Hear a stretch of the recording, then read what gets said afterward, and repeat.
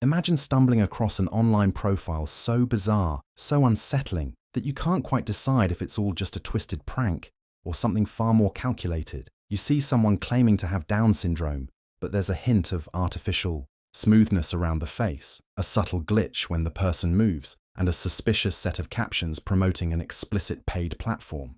You stare, blink, and wonder, is this real or the strangest scam I've ever seen? That's the start of a rabbit hole many people have recently found themselves tumbling down. It all centers on accounts that appear to be faking disabilities, particularly Down syndrome, to rack up followers, stir controversy, and funnel viewers to explicit content. What's most unsettling isn't just the deception, it's the twisted ingenuity behind it. Content creators, or maybe a whole network of them, post short videos of women dancing or posing suggestively, all while donning a very specific facial filter that mimics Down syndrome traits. They adopt cutesy usernames, toss in questionable captions, and respond to comments as though they genuinely live with this condition. And guess what? It's working. These accounts amass thousands, sometimes hundreds of thousands, of followers in mere days. Some unsuspecting fans leave heartfelt messages, seemingly believing they've found someone truly special. Others express confusion,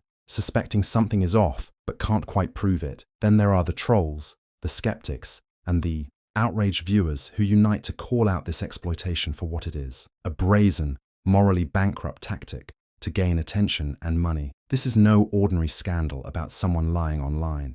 It goes deeper into questions of ethics, platform accountability, the readiness of strangers to believe or disbelieve anything on the internet, and an entire society teetering between entertainment and exploitation. It's also about the people behind these fake profiles, how they discovered that impersonating one of the most marginalized groups could be a shock factor goldmine. Stick around, because each detail in this story is more disturbing than the last. The longer you look, the more you realize just how far some individuals will go for clout, engagement, and a quick buck. Section 1. The first encounter. Sometimes the most confounding stories begin with a random scroll.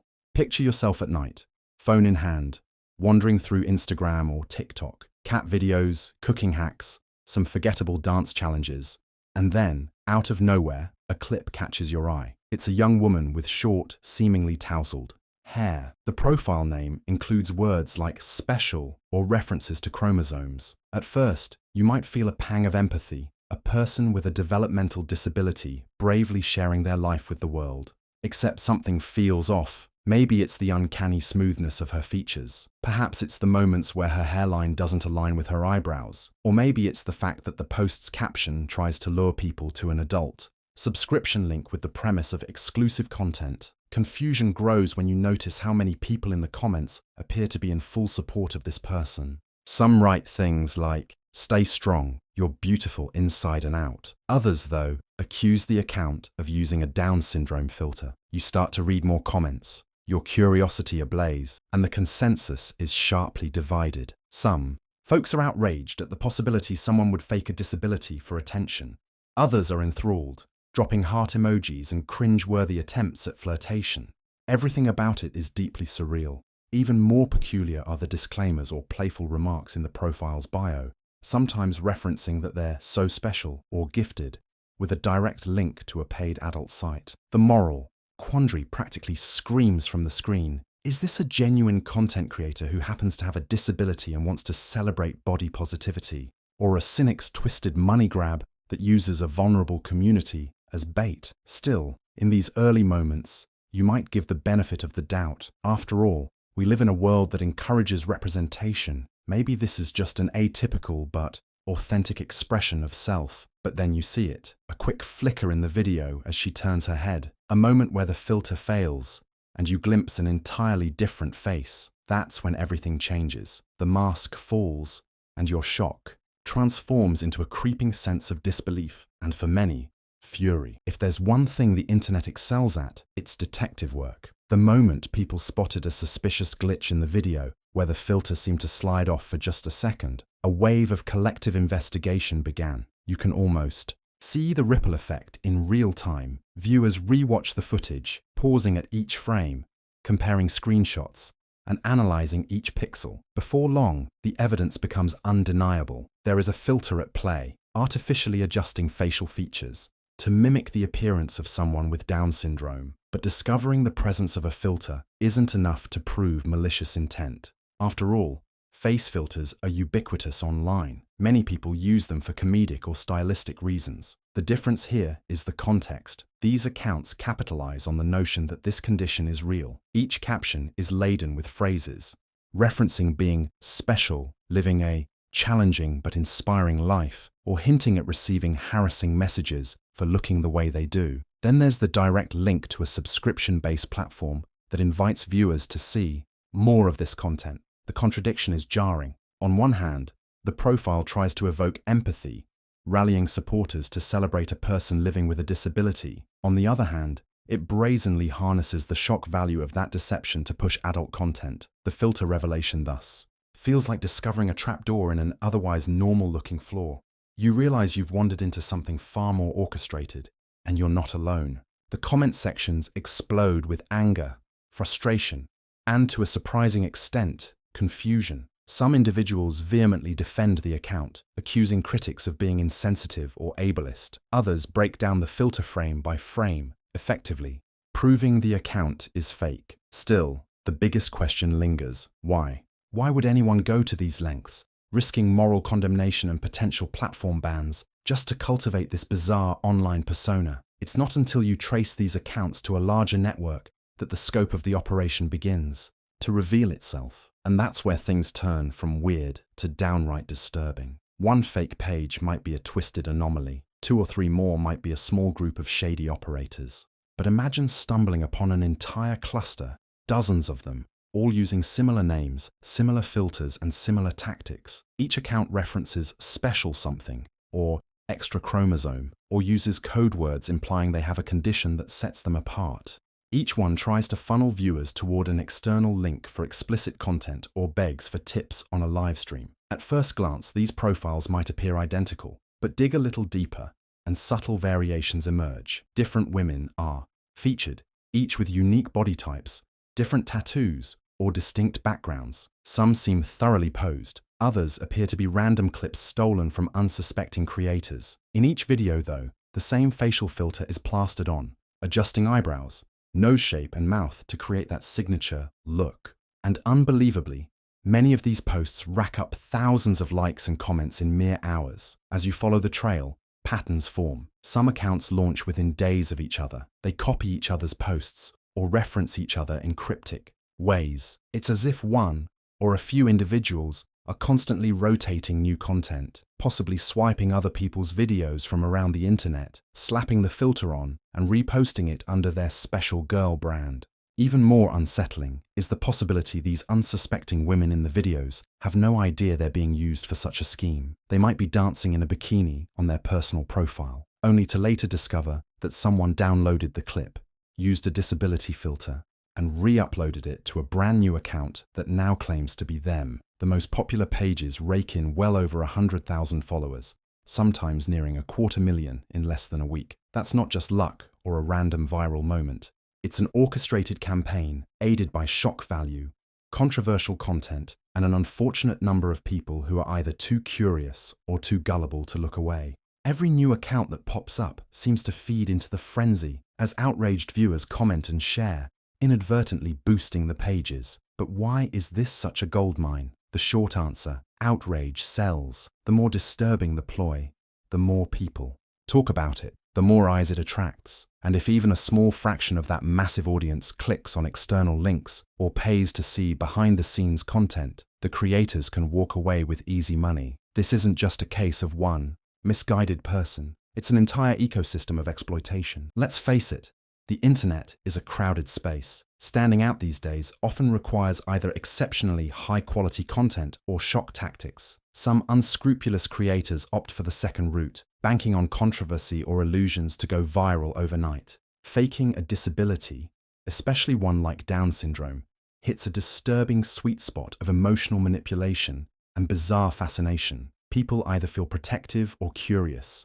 even if they can't articulate why, and the individuals running these accounts leverage that reaction for profit. It's also not the first time social media has been leveraged in morally questionable ways. We've seen people feign serious illnesses, pretend to be single parents in crisis, or even invent elaborate sob stories to crowdsource donations. What makes this scenario a twist on the usual sob story is the explicit adult content link. It's not just empathy being milked for likes. It's empathy being converted into monetary gain via explicit means. Some viewers can't resist the curiosity factor. Part of them wants to know if the person genuinely has a developmental disability and how they navigate adult expression. The moral compass spins wildly, with critics describing this as a new low in clickbait. Detractors argue that it trivializes the genuine struggles and achievements of real individuals with Down syndrome, turning the condition into a cheap costume, to be worn, then tossed aside when no longer profitable. Amid all this, there's a broader conversation about platform responsibility. Social media sites typically rely on user reports to identify and remove harmful content. But with these accounts popping up and gaining massive followings overnight, many slip through the cracks or reappear under new aliases soon after being banned.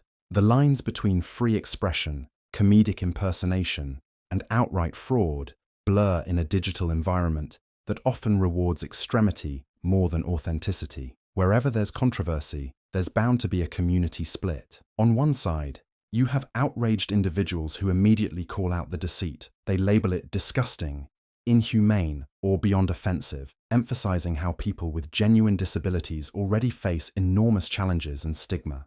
To see someone exploit that for quick fame is, in their view, an unforgivable trespass. They flood the comment sections with warnings, post calls to action on Twitter, and urge social media platforms to intervene. On the other side, a curious phenomenon unfolds. Some supporters either can't see through the filter or refuse to believe it's fake. They empathize deeply, leaving encouraging notes, hearts, and stay strong messages. A few men even post bizarre flirting attempts or proposals, drawn by a sense of pity or fetish. In the middle, a whole lot of confused viewers linger, trying to decide which side to believe. They see repeated comments about the filter, but maybe they haven't caught the glitch themselves, or they cling to the possibility that some videos are real while others might be suspect. This push and pull dynamic fuels engagement at record speed. Every new post becomes a battleground of comments, some demanding the user stop faking a disability, others praising them for their bravery.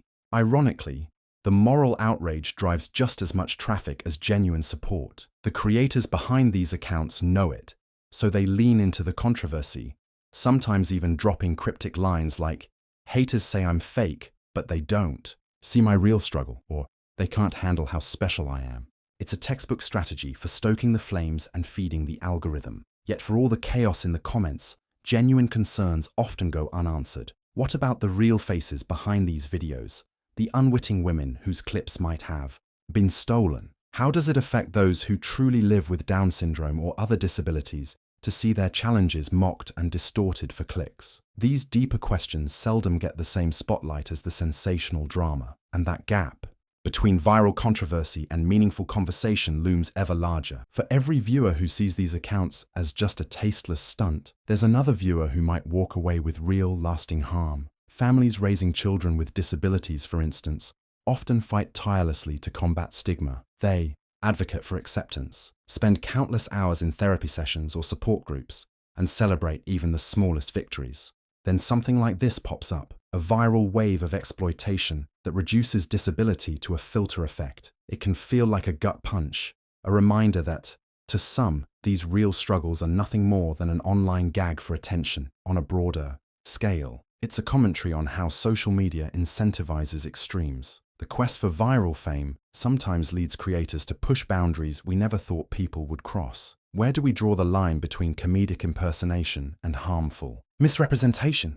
And how can the community or platforms hold these fakers accountable when they can vanish and reappear under fresh usernames within hours? There's also the question of user responsibility. If you see a suspicious account and decide to share it with friends out of shock, you're inadvertently boosting its reach. If you comment your outrage, you're feeding the algorithm that thrives on engagement. Even a negative reaction can propel a video to more viewers. So, is the best course of action to ignore it, report it, or actively campaign to raise awareness that it's fake and unethical? These dilemmas have no easy answers. Ultimately, the effect is chilling. Real issues and genuine experiences get drowned out by the spectacle of a carefully engineered lie. People who truly live with conditions like Down syndrome may become unfairly subjected to cynicism, with outsiders suspecting they might be faking it for clout. The ability to trust or empathize is chipped away with each high-profile deception. Considering how quickly these profiles have gained traction, it's logical to wonder whether this trend might either expand or collapse under scrutiny. One scenario is that social media platforms, under public pressure, decide to clamp down aggressively on such accounts. They might refine detection algorithms to spot face filters associated with disability impersonation or respond more swiftly to mass reporting. That could drive these pages underground, where they operate on smaller, more private platforms, effectively continuing their schemes, but with a lower public profile. Another scenario is that the controversy ignites a larger conversation about authenticity in the influencer space, leading to calls for verification measures that confirm certain claims. Users might become more skeptical as well, training themselves to identify suspicious activity or quick visual glitches. If enough people unite against such unethical practices, they could curb the profitability of these stunts, making it less enticing to start them in the first place. Yet, there's also the chance that copycats will see the short-lived success of these profiles and attempt to replicate it. After all, the accounts do gather an enormous following within a very short time frame. Even if they get taken down, the people behind them might walk away with hefty gains. If the moral outrage wave eventually subsides and new trends dominate the feed, some opportunists might figure it's worth the risk to try again later. The future of these fake profiles depends largely on collective actions, how viewers, social media companies, and advocacy groups respond. It's a stark reminder that the online world is still maturing, still figuring out how to handle deception in an age where a well-placed filter can distort or rewrite reality at will. It's easy to dismiss these fake disability pages as internet oddities that will blow over soon, but they signify a deeper rupture in our shared online consciousness. The story of people faking Down syndrome for explicit clout highlights just how precarious the boundary between reality and fabrication has become. It shows the unsettling extremes some will reach to grab quick attention and financial gain. Most importantly, it underscores how deeply we need to reflect on our own roles in perpetuating these stories. When you see an account that seems too shocking or too bizarre to be true, remember that your click, comment, or share can propel it to even more eyes. Outrage can be a powerful motivator, but it's also part of the currency these exploiters crave. The best way forward might be measured caution. Report the account if you suspect malicious intent, avoid giving them free publicity, and engage in conversations that promote accountability. Real people living with disabilities deserve recognition, respect, and genuine representation. They don't deserve to be overshadowed by opportunists wearing their challenges like a cheap costume. By staying alert, asking questions, and supporting authentic voices, we can help ensure that these scams are exposed rather than rewarded. The next time you scroll past a post that sets off your alarm bells, take a moment.